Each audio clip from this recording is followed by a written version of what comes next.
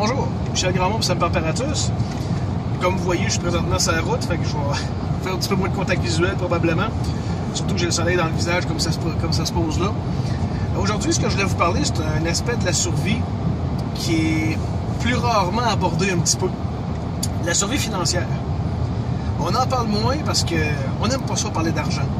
C'est toujours gênant, c'est des choses qu'on se fait dire, parle pas de ça, de l'argent c'est sale, puis tout ça. Je vais quand même prendre une chance, puis je vais quand même en parler. Pourquoi est-ce que moi je parle de ça? Je suis qui moi là-dedans? J'ai-tu des études? Non, j'ai pas d'études scolaires là-dedans, dans une grande institution ou quoi que ce soit. Ce que j'ai, c'est 17 ans, plus et des poussières. Parce que quelqu'un, à un moment donné, m'a posé des questions, puis je me suis rendu compte que j'avais pas les réponses et j'ai commencé à lire sur le sujet. J'ai lu du monde, Robert Kiyosaki, qui est un de mes auteurs préférés, Harvey Dent, Vic Johnson, Jim Rickards, qui est un analyste spécialiste que le gouvernement américain demande d'ailleurs quand ils font des analyses de guerre économique et des choses comme ça, donc pas un 2 de pique. Plein de gens comme ça. Chez moi, personnellement, je considère que mon éducation est importante, donc j'ai une bibliothèque qui compte quelques milliers de livres. Pas uniquement sur ce sujet-là, mais c'est une bonne partie de ma bibliothèque quand même. Donc mon pedigree, c'est pas mal ça. Ce que je veux parler, dans le fond, au niveau de la survie financière, c'est une couple de choses qui sont arrivées récemment. Puis tout ça, je me suis dit à un moment donné, ça arrive pas tout en même temps pour rien. C'est peut-être le temps d'en discuter un petit peu. Entre autres, ceux qui suivent un petit peu, soit si vous êtes sur ma liste de courriels, ou sur la page Facebook de Semper Paratus, ou dès que mon technicien met ça en ligne, ça va être sur ma page Internet également, j'ai des formations qui s'en viennent, que j'ai annoncées. Évidemment, je l'ai toujours dit, la qualité, ça se paye. Je m'arrange pour que les prix de mes formations soient quand même abordables, mais en même temps, veux pas, j'ai de l'expérience, puis ça se paye quelque part, parce que, c'est ça, je vis pas nécessairement de ça, mais j'ai des années de pratique, des années à moi me payer des formations, à voyager un petit peu partout pour aller prendre mes connaissances. Quelque part, il faut que ça se paye, il faut que ça vienne avec. Et là, j'ai des gens qui me disent « Ah, mais je suis pas sûr que je vais avoir l'argent. Je suis pas sûr que j'ai l'argent en ce moment. » C'est pas cher, mais quand même. Ou évidemment, le trop facile, c'est trop cher. C'est sûr que ça coûte plus cher qu'une douzaine de beignes, mais c'est une formation, c'est des connaissances. Des connaissances, techniquement, ça n'a pas de prix. Le prix d'une formation, c'est quoi? C'est le matériel, c'est de l'expérience, c'est la location du local, la publicité, toutes ces choses-là. En vérité, c'est surtout ça. Les connaissances, je sais pas pour vous autres, moi, j'ai pas réussi à mettre un prix là-dessus encore. L'autre aspect, ça fait quelques personnes avec qui je parle qui ont des grands projets de vie. Certains des autres ont quand même un bon emploi, des bons salaires. Et quand ils me racontent leurs affaires, sont toutes enflammées par leur projet de vie. Et évidemment, étant qui je suis, ma question qui suit toujours, c'est « OK, t'as combien de mis de côté pour ton projet? » Surtout quand on parle de des projets qui se chiffrent dans des centaines de milliers de dollars, ou j'ai même quelques personnes qui ont des projets qui vont dans les millions. Je suis toujours estomaqué de voir que les gens me regardent avec une espèce d'air niais, puis qui me dit, ben là, j'ai rien. C'est parce que c'est un petit peu d'un projet de vie, tu baves là-dessus, tu voudrais que ta vie soit juste là-dessus, puis t'as rien mis de côté. Quand est-ce que tu comptes faire ton projet? La réponse qui suit est presque toujours quand je vais avoir l'argent. Donc, t'as pas d'argent de côté, mais soudainement, tu t'attends à avoir 100, 200 000, 1 million, peu importe. Je sais pas, moi je crois plus à Fée des Dents, je crois plus au Père Noël, je crois plus à ces choses-là. Je m'attends pas qu'un oncle que je connais qui est riche me nomme son seul héritier ou des choses comme ça. Je crois qu'il faut prendre les choses en main. Fait que je vais vous donner une petite solution très simple. Je me souviens plus si c'est dans un séminaire avec T. Harv Eker ou ailleurs que j'avais pris cette solution-là, mais c'est d'une simplicité. Tout le monde dit comme « Ah ben oui, c'est niaiseux ». Mais c'est tellement niaiseux que personne ne le fait. Fait que c'est vraiment niaiseux rare dans ce temps-là. Je vais vous l'expliquer. Très, très simple. Mais imaginez que vous mettez 10$ par semaine. Peu importe le salaire que vous faites, vous mettez 10$ par semaine de côté. De préférence dans un compte. Pourquoi dans un compte? C'est que les gens n'ont pas nécessairement la discipline aujourd'hui pour, à toutes les semaines, quand ils reçoivent la paye, la première chose qu'ils font, c'est de prendre 10$ et de le mettre dans une enveloppe. Ça a l'air d'être rendu compliqué de nos jours d'avoir la discipline de faire ça. Donc, allez voir votre institution financière et vous demandez qu'à toutes les semaines, ils vous ouvrent un compte de côté à toutes les semaines. Quand votre paye est déposé, ils prennent 10$ et ils le mettent dans ce compte-là. Oui, mais Michel, 10$, on fait rien avec ça. OK, je continue. On a combien de semaines dans une année? Dernière fois que j'ai regardé, on avait 52 semaines dans une année. Si je mets 10$ par semaine, à la fin de l'année, j'ai, roulement de tambour, 520$. Là, évidemment, je prends 10$ juste comme point d'illustration. Ça peut être 100 si vous êtes capable de mettre par semaine, si vous êtes capable de mettre 1000, let's go. Mais on va continuer de mettre 10$ juste pour illustrer. À la fin de l'année, vous avez 520$. C'est pas la mer à boire, mais c'est 520$ que sinon vous n'auriez pas. Puis vous auriez dépensé, peu importe en quoi, sans vous en rendre compte. Et vous avez votre 520 qui a fait des intérêts. Bon, on sait présentement que la gourmandise des institutions bancaires, si vous avez une pièce d'intérêt là-dessus, vous êtes chanceux en tabarnouche. Fait que mettons que vous avez une coupe de scène. C'est quand même mieux que rien. Ça, au moins, vous l'avez. Mais là, vous continuez l'année d'après. Vous continuez. Mais là, vous vous rendez compte qu'à un moment donné, je sais pas, vous décidez que 10$, vous ne le sentez pas passer, vous décidez de passer à 20$. On va faire ça hypothétiquement. Fait que l'année d'après, vous avez 20$ qui se prend toutes les semaines. Votre 520 reste là.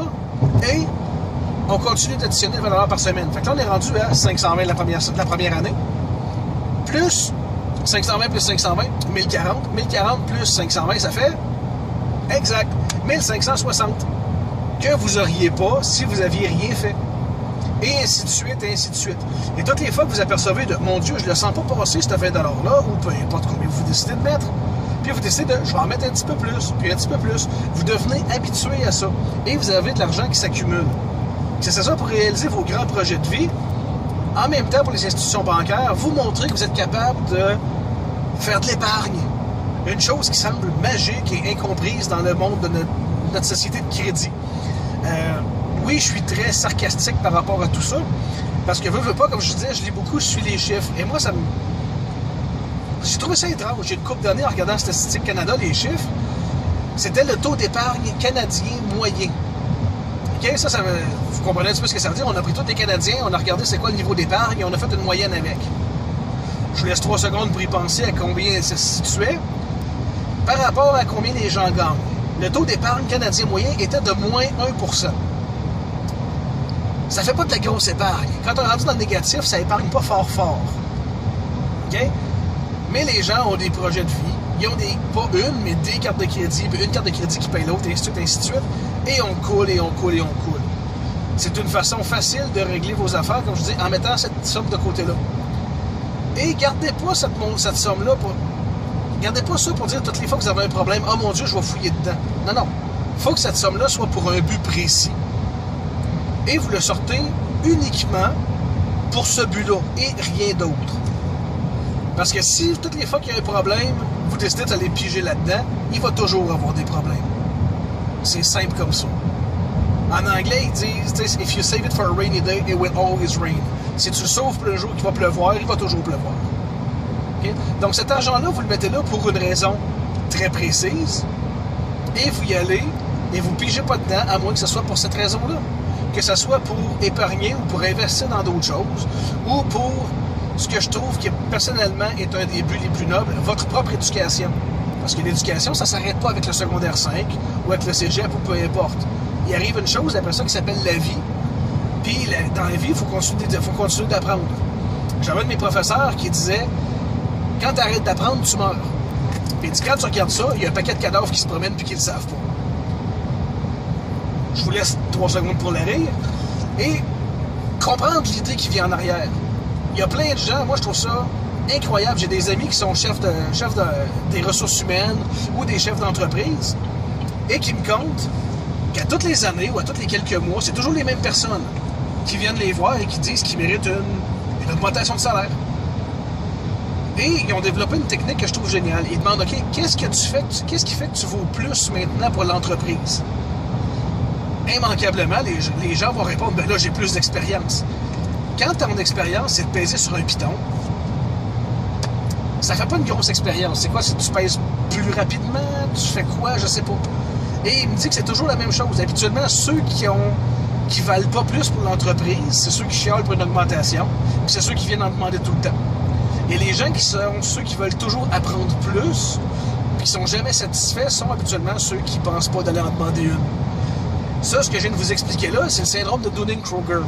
Faites votre recherche sur Wikipédia ou ailleurs. Dunning, D-U-N-N-I-N-G, Kruger, K-R-U-G-E-R. Syndrome de Dunning-Kruger. C'est malheureusement la chose dans quoi notre société s'enfonce. Ceci dit, je reviens à mes moutons avec la question des finances. Si vous avez des grands rêves, vous avez des projets, vous voulez vous éduquer, faire autre chose, acheter des livres, acheter des DVD. Là, quand je parle d'un livre, je parle pas d'un roman harlequin, ou je parle pas d'un archi, ou éco-vedette, ou je sais pas quoi. Je parle d'un livre où vous allez véritablement apprendre quelque chose. Quelque chose qui va vous faire avancer dans la vie, qui va vous rendre plus pratique pour votre job ou qui, pour vous-même, va vous faire avancer. Okay? Donc, l'argent que vous mettez de côté, que vous épargnez, faites-le pour ça. Pour ça, principalement. Là, après ça, si vous décidez que vous allez plus loin, vous pouvez dire, écoute, je vais mettre 10 $ par semaine pour mon éducation. T.R. Raker, que je parlais tantôt, c'est une des choses que lui fait. Il y a un compte juste pour ce qui est éducation, qui est aller prendre des séminaires, acheter des livres, acheter des DVD, aller rencontrer des personnes, whatever, toutes les choses dans ce genre-là. C'est génial. Mais si vous dites après ça, écoute, je veux en mettre de côté aussi pour mon grand projet de vie. Que ce soit acheter la voiture de vos rêves, payer votre maison, ou peu importe. En plus que vous avez déjà qu'est-ce qui se paye, bien, il y a ça qui rentre là. Puis là, après ça, c'est limité à votre imagination. Mais je vous laisse avec l'idée d'un seul compte, qui automatiquement, toutes les semaines, il y a un montant qui se prend. Vous allez trouver que pour remplir vos objectifs de vie, ça devient tellement plus facile, puis ça se fait tout automatiquement, vous n'avez même pas besoin d'y penser. Si vous voulez y aller avec l'enveloppe, allez-y, assurez-vous d'avoir un petit coffre-fort quand même, hein, parce que ça passe vite. Mais juste dans le compte, comme ça, que ça se fasse automatiquement. Que je parle de 520 par semaine, par année, excusez-moi, ou si je parle de 100 $ par semaine, donc 5200 par année, ben c'est assez pour faire une différence quand vous évaluez vos projets de vie, les choses que vous voulez faire, les objectifs que vous voulez rencontrer, que ce soit de quitter votre emploi pour aller vers autre chose, ou peu importe. Que ce soit pour prendre une formation, comme j'en ai qui me disent c'est temps-ci ce que j'ai annoncé. OK? Ça va être là, ça devient plus facile, ça se fait tout seul. Puis vous allez voir qu'une fois que c'est fait, avec l'habitude, ça devient tellement naturel, vous allez vous rendre compte qu'à un moment donné, vous allez vous demander pourquoi vous n'avez jamais fait ça avant. Ce qui est une excellente question, soit dit en passant. Mais c'est quelque chose qui va vous aider. Puis je parle pas à travers mon chapeau, je le fais depuis des années. Je fais ça sous différentes formes et pour mes différents projets. Puis étrangement, ben, je suis celui que les gens regardent. Mon Dieu, comment t'as réussi à faire ça? T'es chanceux, toi. Ma définition de la chance, la chance, c'est ce que les gens appellent, quand ils voient pas, tous les efforts, la sueur, toute la préparation que tu as mis dans un projet, puis que ce projet-là réussit, les gens appellent ça chanceux. Puis bon, quand tu as un projet qui réussit pas, les gens te disent « Ah, tu t'es planté, pourquoi tu as fait ça aussi? » Mais bon, la chance, sourire aux audacieux. Être audacieux, ça veut aussi dire commencer à mettre son argent de côté, planifier. Puis si vous êtes capable de, comme je dis, mettre ça sur mode automatique, mettez le montant qui fait votre affaire, mais commencez petit. Un conseil comme ça en commençant, là, ça va vous éviter de paniquer. Puis plus l'habitude est là, plus à un moment donné, vous êtes capable de dire « Ouais, je suis à l'aise, je peux en mettre plus. » Puis je peux en mettre plus. Puis vous allez être surpris à quelle vitesse vous êtes capable d'accumuler des montants qui deviennent de plus en plus impressionnants quand vous faites ça.